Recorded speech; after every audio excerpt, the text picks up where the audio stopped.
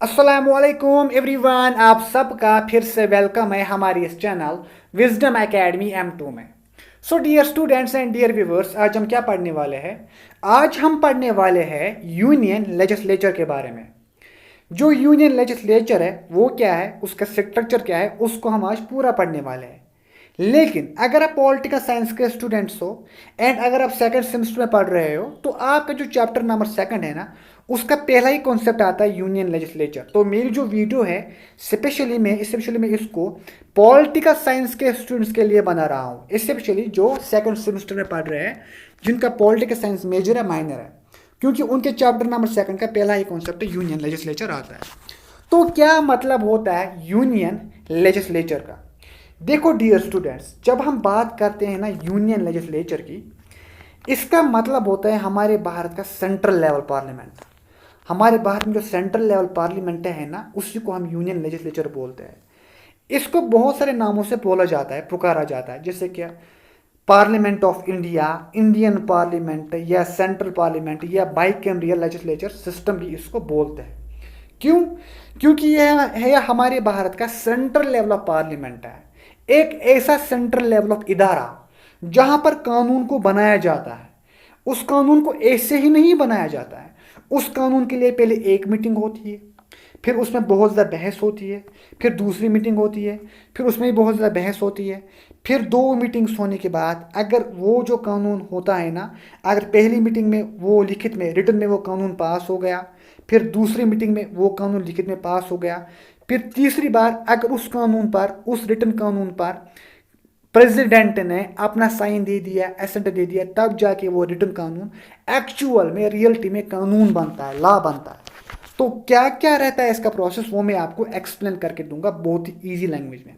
देखो dear students, जो central parliament है ना, इसके तीन कंपोनेंट्स होते हैं। पहला होता है लोकसभा, दूसरा होता है राज्यसभा, एंड तीसरा होता है प्रेसिडेंट। कुल मिला के अगर मैं बोलूंगा ना, इसके एक्चुअल में तीन मेन कंपोनेंट्स है। दो तो इसको हाउसेज है जहां पर मीटिंग्स होती है, एंड जो तीसरा है ना, वो इसका कॉन्स्टिट्यूशनल कंपोनेंट होता है, प्रेसिडेंट। ठीक है। अब देखो डियर स्टूडेंट्स, अगर इनको यहाँ पे एक कानून बनाना है, उसको फिर पूरे नेशन पे लागू करना है, क्योंकि ये सेंट्रल पार्लियामेंट है, सेंट्रल मीन्स ये पूरे नेशन को कवर करता है। तो पहले जो लोकसभा में मीटिंग होती है ना, जो लोकसभा में जब इस किसी भी कानून को बनाने के लिए जो मीटिंग होती है, उसमें जो मतलब लोग होते हैं ना, कैंडिडेट्स होते हैं ना मीटिंग करने के लिए, वो कौन होते हैं? वो हमारी तरफ से चुने हुए एमपीज होते हैं। वो एमपीज जिनको लोग खुद इलेक्ट करके चुनते हैं कॉन्स्टिट्यूएंट इलेक्शंस के द्वारा। ठीक है। देखो हमारे एरिया में भी, हमारे डिस्ट्रिक्ट में भी, हमारे स्टेट में, यूटीज में क्या होता है, कॉन्स्टिट्यूएंट इलेक्शंस होते हैं, है ना। फिर हम अपनी कॉन्स्टिट्यूएंसी से एक एमपी चुनते हैं। वो एक एमपी जाके लोकसभा में हमारी कॉन्स्टिट्यूएंसी को, हमारे एरिया को रिप्रेजेंट करता है। तो जो एमपी होता है लोकसभा में, उनको डायरेक्टली हम हायर करते हैं, हम उनको इलेक्ट करते हैं। एंड जो दूसरा होता है राज्यसभा। अब जो राज्यसभा में एमपी होते हैं ना, उनको हम डायरेक्टली इलेक्ट नहीं करते हैं, बल्कि हमारे स्टेट्स में, हमारे डिस्ट्रिक्ट्स में जो एमएलएस होते हैं ना, मेंबर्स ऑफ लेजिस्लेटिव असेंबली, उनके द्वारा चुने गए ये राज्यसभा के एमपीज होते हैं। मीन्स के राज्यसभा के एमपीज को स्टेट्स के एमएलएस के द्वारा चुना जाता है, याद रखना। ठीक है। अब जो प्रेसिडेंट होता है वो आपको पता ही है, वो तो सेंट्रल लेवल पे होता है। तो पहले हम जरा इसका स्ट्रक्चर देखते हैं, क्या लिखा है। मैंने यहां तक आपको प्रिसाइजली एक्सप्लेन करके दिया, अब जरा खोल के पढ़ते हैं। देखो, यूनियन लेजिस्लेचर उस कानून साज इदारे को कहते हैं जो पूरे भारत इंडिया में बनाया जाता है, बनाता है, कानून बनाता है। ठीक है। मीन्स ये एक ऐसा सेंट्रल लेवल ऑफ कानूनी इदारा है जो पूरे भारत के लिए कानून बनाता है। इसे आमतौर पर parliament of India, Indian parliament, या सेंट्रल पार्लियामेंट भी कहते हैं, सेंट्रल पार्लियामेंट भी कहते हैं। ठीक है। यानी कि इसको कई नामों से पुकारा जाता है, Indian parliament, bicameral parliament, central parliament of India, या इसको बोलते हैं सेंट्रल लेजिस्लेचर ऑफ इंडिया, या यूनियन लेजिस्लेचर ऑफ इंडिया, लेकिन सबका मीनिंग सेम ही है। एंड ये जो सेंट्रल लेवल ऑफ पार्लियामेंट है ना हमारा यूनियन लेजिस्लेचर, ये बाइकैमरियल है। याद रखना, बाइकैमरियल का मतलब क्या होता है? बाई का मतलब होता है दो, कैमरल का मतलब होता है चेंबर्स, यानी कि इसके जो हाउसेस होते हैं ना, वो दो हाउसेस होते हैं, इसके दो चेंबर्स होते हैं, दो सदन होते हैं इसके। ठीक है। एक होता है लोकसभा, जो मैंने पहले एक्सप्लेन करके दिया थोड़ा सा। इसको लोकसभा को हाउस ऑफ द पीपल भी बोलते हैं, याद रखना। अगर आपको समझ में नहीं आ रहा है, वीडियो को बार बार देखो, स्क्रीनशॉट्स उठाओ, वीडियो को पॉज करो, लेकिन हर एक बात को समझना। एग्जाम के पर्सपेक्टिव से बहुत इंपॉर्टेंट है। बाइकैमरल का मतलब होता है दो चेंबर्स। बाई का मतलब होता है दो, कैमरल का मतलब होता है चेंबर्स या हाउसेस। मींस इसके दो हाउसेस होते हैं यूनियन लेजिस्लेचर के, सेंट्रल पार्लियामेंट के। पहला होता है लोकसभा। लोकसभा को लोअर हाउस भी बोलते हैं या हाउस ऑफ द पीपल भी बोलते हैं। क्यों इसको हाउस ऑफ द पीपल बोलते हैं? क्योंकि ये हमारा हाउस होता है, क्योंकि इसमें जो एमपीज होते हैं उनको लोग खुद इलेक्ट करते हैं अपनी कॉन्स्टिट्यूएंट इलेक्शंस के द्वारा। अब देखो, दूसरा इसका हाउस होता है, चैम्बर होता है राज्यसभा, जिसको काउंसिल ऑफ स्टेट्स बोलते हैं या अपर हाउस बोलते हैं, याद रखना, ठीक है। अब देखो, इसलिए इंडियन पार्लियामेंट को बाइकैमरल पार्लियामेंट कहा जाता है। क्यों? क्योंकि उसके दो हाउसेस होते हैं, लोकसभा होता है, राज्यसभा होता है, इसलिए इसको बाइकैमरल बोलते हैं। बाई का मतलब होता है दो, कैमरल का मतलब होता है हाउसेस, चेंबर्स। तो दो चेंबर्स वाला पार्लियामेंट मीन्स दो चेंबर्स वाला पार्लियामेंट मतलब हमारे भारत का सेंट्रल लेवल ऑफ पार्लियामेंट। इसके बाद देखो, यानी कि सेंट्रल लेवल ऑफ पार्लियामेंट जो है, अब ये जो हमारा सेंट्रल लेवल ऑफ पार्लियामेंट है, यूनियन लेजिस्लेचर है, जिसके दो हाउसेज है, लोकसभा एंड राज्यसभा, जिसको हम शॉर्ट में सेंट्रल पार्लियामेंट बोलते हैं। इसके जो कंपोनेंट्स होते हैं, याद रखो, मैंने पहले हाउसेज बोला, हाउसेज खाली दो थे, लोकसभा राज्यसभा, लेकिन कंपोनेंट्स इसमें तीन आते हैं, क्योंकि यहाँ पे प्रेसिडेंट को भी ऐड किया जाता है। क्यों प्रेसिडेंट को ऐड किया जाता है? क्योंकि प्रेसिडेंट जो होता है ना, उसकी कुछ अहम फंक्शंस होती है इस पार्लियामेंट में। वो क्या फंक्शंस होती है वो हम आगे पढ़ेंगे। लेकिन अगर आपको क्वेश्चन आ गया कि सेंट्रल पार्लियामेंट के कितने हाउसेज है, तो दो ही हाउसेज है, लोकसभा राज्यसभा। लेकिन कंपोनेंट्स अगर है कि अगर आ गया क्वेश्चन में कंपोनेंट्स कितने हैं, तो तीन कंपोनेंट्स है, लोकसभा राज्यसभा साथ में प्रेसिडेंट, याद रखना। अब हम पहले देखते हैं यूनियन लेजिस्लेचर के कंपोनेंट्स, यानी कि सेंट्रल लेवल ऑफ पार्लियामेंट के components. Union legislature and central parliament दोनों एक ही होता है, ठीक है। Union legislature and central parliament दोनों एक ही है। देखो, इसका पहला कंपोनेंट हम देखते हैं प्रेसिडेंट ऑफ इंडिया।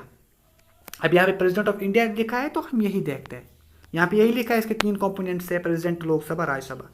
अब जो प्रेसिडेंट होता है ना, वो पार्लियामेंट का एक्चुअल में हिस्सा नहीं होता है, मेंबर नहीं होता है, वो पार्लियामेंट का मेंबर नहीं होता है, लेकिन पार्लियामेंट का एक कॉन्स्टिट्यूएंट कंपोनेंट होता है।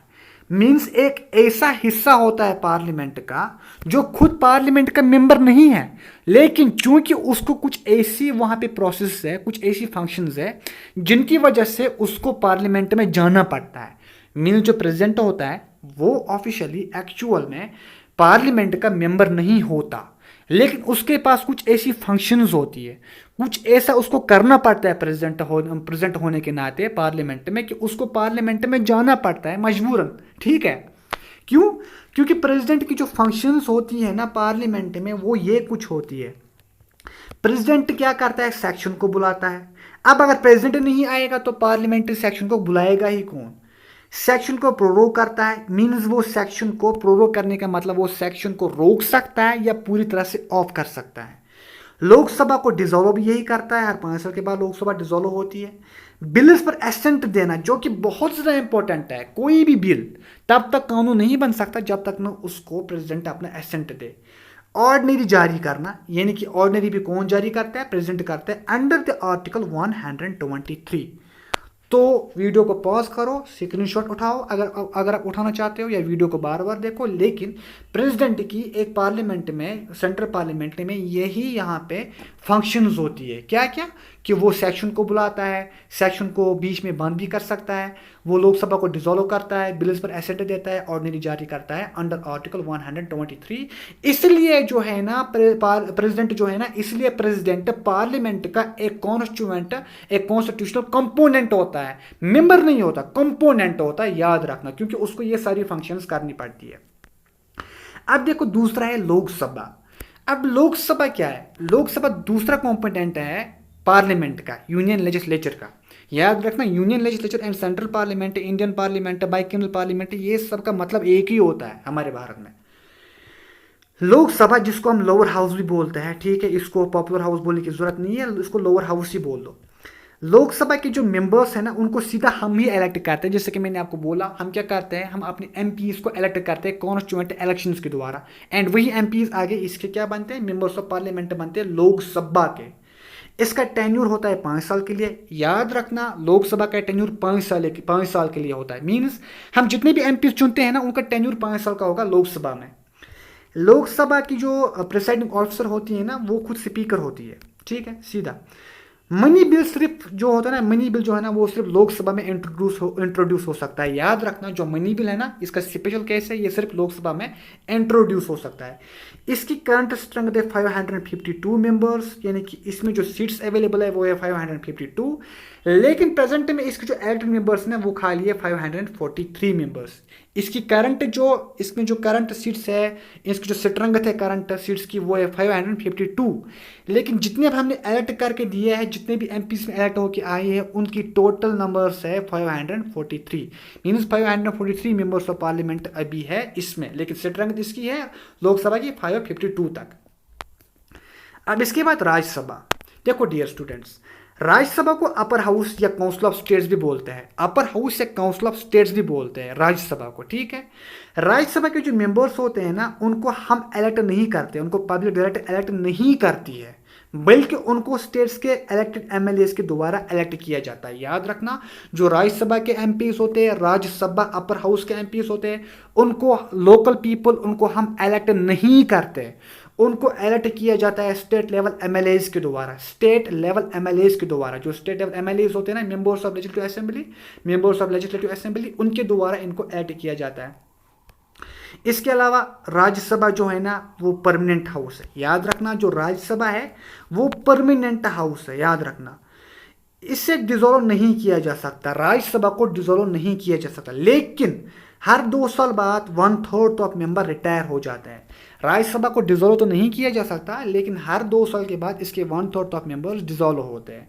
इसकी मैक्सिमम स्ट्रेंथ है 250 मेंबर्स। याद रखना, जो राज्यसभा की मैक्सिमम स्ट्रेंथ है वो है 250 मेंबर्स।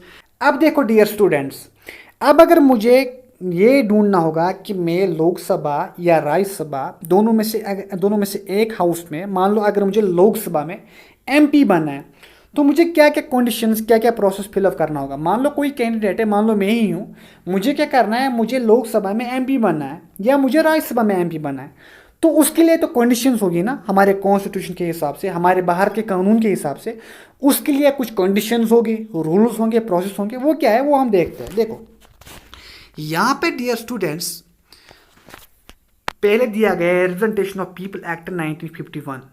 एक तो रिप्रेजेंटेशन ऑफ पीपल एक्ट 1951, ये एक एक्ट है जिसमें पूरा प्रोसेस दिया गया है कि क्या क्या क्वालिफिकेशन होनी चाहिए, क्या क्या क्वालिटीज़ होनी चाहिए एक कैंडिडेट को एमपी बनने के लिए। एंड अगर उसमें कुछ मतलब वीकनेस भी दिखाई गई है, लिखी गई है कि क्या क्या वीकनेसेस होंगी जिनके बेस पे एक जो कैंडिडेट होगा वो एमपी नहीं बनेगा। तो दोनों दिए गए हैं, क्वालिटीज़ यानी कि क्वालिफिकेशंस एंड दूसरा वीकनेसेस जिनके बेस पे एमपी नहीं बन सकते, दोनों दिए गए हैं। देखो पहले हम देखते हैं आर्टिकल 84 के मुताबिक, आर्टिकल 84 के रिलेटेड। जो आर्टिकल 84 है ना, इसमें जो क्वालिफिकेशंस दी गई है एमपी बनने के लिए वो क्या क्या है। आर्टिकल 84 के मुताबिक लोकसभा के लिए, यानी कि लोकसभा के लिए पहले तो भारत का सिटीजन होना चाहिए। अगर आपको एमपी बनना है लोकसभा में तो आप पहले भारत के मतलब सिटीजन होनी चाहिए, ओरिजिनली भारत के होनी चाहिए। आपकी मिनिमम एज कम से कम 25 ईयर्स होनी चाहिए, ठीक है। पार्लियामेंट द्वारा बनाया गया कानून वही रिप्रेजेंटेशन ऑफ पीपल एक्ट 1951, इसमें जितनी भी क्वालिफिकेशंस दी गई है वो सारी फुलफिल होनी चाहिए, ठीक है। वो क्वालिफिकेशन क्या है वो हम आगे देखेंगे। इस तरह से राज्यसभा के लिए, अगर आपको राज्यसभा में एमपी बनना है तो आप वही बाहर के सिटीजन होने चाहिए जो कि ऊपर लोकसभा के लिए था। एज का डिफरेंस है, लोकसभा में आप अगर आप एमपी बनना चाहते हो लोकसभा में तो आपकी मिनिमम एज 25 ईयर्स होनी चाहिए, लेकिन वही अगर आप राज्यसभा में एमपी बनना चाहते हो तो मिनिमम एज आपकी 30 ईयर्स होनी चाहिए। वही जो रिप्रेजेंटेशन ऑफ पीपल एक्ट 1951 है, इसमें जो कंडीशंस होती है वो पूरी होनी चाहिए आपकी, ठीक है। अब आप ये देखो कि हम पढ़ रहे हैं रिप्रेजेंटेशन ऑफ पीपल एक्ट 1951, ये इतना इंपॉर्टेंट क्यों है, क्या क्या इसमें कंडीशंस है एक कैंडिडेट को चाहे लोकसभा में या राज्यसभा में एमपी बनने के लिए। ये कुछ खास कंडीशंस है, जैसे कि रिप्रेजेंटेशन ऑफ पीपल एक्ट 1951 के मुताबिक जो आपके पास क्वालिफिकेशन होनी चाहिए लोकसभा या राज्यसभा में एमपी बनने के लिए, वो ये है। पहला, आपके पास कैंडिडेट के पास वोट रजिस्टर्ड होना चाहिए, अपने भारत का वोट रजिस्टर्ड होना चाहिए, ठीक है। एक तो वो पूरा यहाँ का सिटीजन हो, इसके लिए उसका वोटर रजिस्टर्ड होना चाहिए। इलेक्शन नॉमिनेशन वैलिड होना चाहिए, याद रखना, उसका इलेक्शन नॉमिनेशन वैलिड होना चाहिए, याद रखना, ठीक है, यहाँ पर है। इसके बाद उसके ऊपर कोई भी करप्टेड प्रैक्टिस इन्वॉल्व नहीं होना चाहिए, उसके ऊपर कोई भी करप्शन चार्जेस नहीं होने चाहिए, वो साफ सुथरा इंसान होना चाहिए बिना किसी दाग के, उसके ऊपर कोई भी करप्टेड प्रैक्टिस ना हो, कोई भी करप्शन चार्जेस ना हो, वो पूरा साफ व पाक हो। कुछ क्रिमिनल कन्विक्शंस की सूरत में डिस्क्वालीफाई हो सकता है, मींस उसके ऊपर कोई भी क्रिमिनल कन्विक्शन नहीं होना चाहिए, ठीक है, वो पूरा पाक और साफ होना चाहिए। तो ये कुछ यहाँ पे इम्पोर्टेंट फंक्शन, इम्पोर्टेंट क्वालिफिकेशंस है, इम्पोर्टेंट यहाँ पे रूल्स है जिनके बेस पे यहाँ पर एक एमपी को चुना जाता है। मींस अगर वो उसका अपना एक कैंडिडेट का अपना वोटर रजिस्टर्ड है, इलेक्शन नॉमिनेशन वैलिड है, कोई भी करप्शन चार्जेस नहीं है, ना ही कोई क्रिमिनल कन्विक्शन है, तो वो एमपी बनने के लिए परफेक्ट है। वही अगर इनमें से एक भी क्वालिफिकेशन पे कोई भी ज़रा सा भी दाग हुआ या फुलफिल ना हुई हो तो फिर वो एमपी नहीं बन सकता, ठीक है। अब हम इसके बाद देखते हैं इंपॉर्टेंट आर्टिकल्स। कुछ ऐसे इंपॉर्टेंट आर्टिकल्स है जो कि रिलेटेड टू पार्लियामेंट, जो कि हमारे पार्लियामेंट को और ज़्यादा एक्सप्लेन करता है। जैसे कि याद रखना, ये जो मतलब ये जो आर्टिकल्स है ना, ये बहुत ज़्यादा इंपॉर्टेंट है। Article 79, parliament consist of president Rajya Sabha Lok Sabha. Article 79 explain करता है जो पार्लियामेंट है वो कंसिस्ट करता है प्रेसिडेंट, राज्यसभा एंड लोकसभा, वही तीनों जो मैंने आपको बोला है। लोकसभा हाउस है, राज्यसभा हाउस है एंड प्रेसिडेंट जो है ना वो एक कॉन्स्टिट्यूशनल कंपोनेंट है पार्लियामेंट का। आर्टिकल 80 राज्यसभा की कॉम्पोजिशन बताता है, याद रखना, आर्टिकल 80 राज्यसभा की कॉम्पोजिशन बताता है। आर्टिकल 81 लोकसभा की कॉम्पोजिशन बताता है, वही आर्टिकल 81 लोकसभा की कॉम्पोजिशन बताता है। आर्टिकल 83 लोकसभा और राज्यसभा की ड्यूरेशन बताता है, याद रखना, आर्टिकल 83 जो है वो लोकसभा और राज्यसभा दोनों की ड्यूरेशन बताता है। आर्टिकल 84 एमपी बनने की क्वालिफिकेशंस बताता है, आर्टिकल 84 एमपी बनने की क्वालिफिकेशंस बताता है जो हमने ऊपर पढ़ी, ठीक है। आर्टिकल 85 प्रेसिडेंट पार्लियामेंट के सेक्शन समन और प्रोरोग करता है, वही जो मैंने आपको बोला। आर्टिकल 85 के अंडर जो पार्लियामेंट होता है ना, जो प्रेसिडेंट होता है ना, प्रेसिडेंट वो पार्लियामेंट के सेक्शन को या तो समन करता है या तो डिले करता है, ठीक है। इसके बाद आर्टिकल 86 प्रेसिडेंट पार्लियामेंट को एड्रेस कर सकता है, यानी कि आर्टिकल 86 के अंडर जो प्रेसिडेंट है वो पार्लियामेंट को एड्रेस कर सकता है। Article 100 voting procedure in parliament, article 100 explain करता है वोटिंग प्रोसीजर पार्लियामेंट में, ठीक है। इसके बाद आर्टिकल 101 सीट वैकेट होने की कंडीशंस, जो आर्टिकल 101 है ना 101 वो एक्सप्लेन करता है सीट वैकेट होने की कंडीशंस पार्लियामेंट में, ठीक है।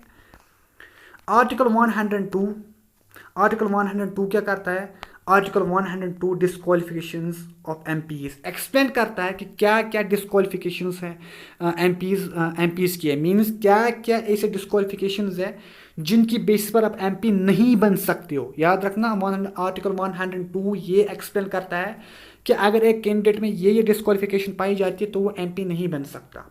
आर्टिकल 105 ये एक्सप्लेन करता है पावर्स, प्रिविलेजेस और इम्यूनिटीज ऑफ पार्लियामेंट। याद रखना, आर्टिकल 105 जो है वो एक्सप्लेन करता है powers, privileges and immunities of parliament, ठीक है। आर्टिकल 107 जो है वो ऑर्डिनरी बिल्स की इंट्रोडक्शन पर पासिंग, ठीक है, यानी कि आर्टिकल 107 एक्सप्लेन करता है ऑर्डिनरी बिल्स की इंट्रोडक्शन और उनकी पासिंग, ठीक है। आर्टिकल 108 जो है वो ज्वाइंट सिटिंग ऑफ पार्लियामेंट को यहाँ पे एक्सप्लेन करता है, मीन्स जो आर्टिकल 108 है वो पार्लियामेंट के ज्वाइंट सिटिंग को एक्सप्लेन करता है। आर्टिकल 109 मनी बिल के स्पेशल प्रोसीजर को एक्सप्लेन करता है। आर्टिकल 110 मनी बिल की डेफिनेशन को एक्सप्लेन करता है। आर्टिकल 111 प्रेसिडेंट के असेंट टू बिल्स, इनकी जो आर्टिकल 101 है ना वो एक्चुअल में प्रेसिडेंट, इसमें एक्चुअल में वीटो पावर आता है। ये जो आर्टिकल 111 है ना जिसमें लिखा है प्रेसिडेंट के असेंट टू बिल्स, जो प्रेसिडेंट है वो बिल को असेंट देता है, वो तीन तरह से देता है। एक तो होता है उसके पास एब्सोल्यूट वीटो पावर या सस्पेंसिव वीटो पावर या पॉकेट वीटो पावर।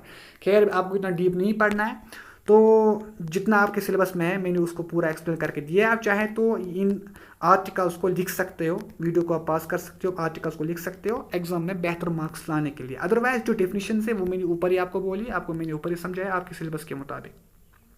तो आई होप आपने वीडियो को बहुत ही अच्छे से एंजॉय किया होगा, बहुत ही मज़ा आया होगा मेरी एक्सप्लेनेशन सुनने में आपको, क्योंकि मैं हर चीज़ को बहुत ही ईजी वे में एक्सप्लेन करता हूँ। So please subscribe my channel and like my videos and comments में बताया करें कि आपको मेरी वीडियोज़ कैसी लगती है, क्योंकि मेहनत लगती है हर वीडियो को बनाने में। तो मिलते हैं इंशाल्लाह नेक्स्ट वीडियो में, तो तब तक के लिए अल्लाह हाफिज़।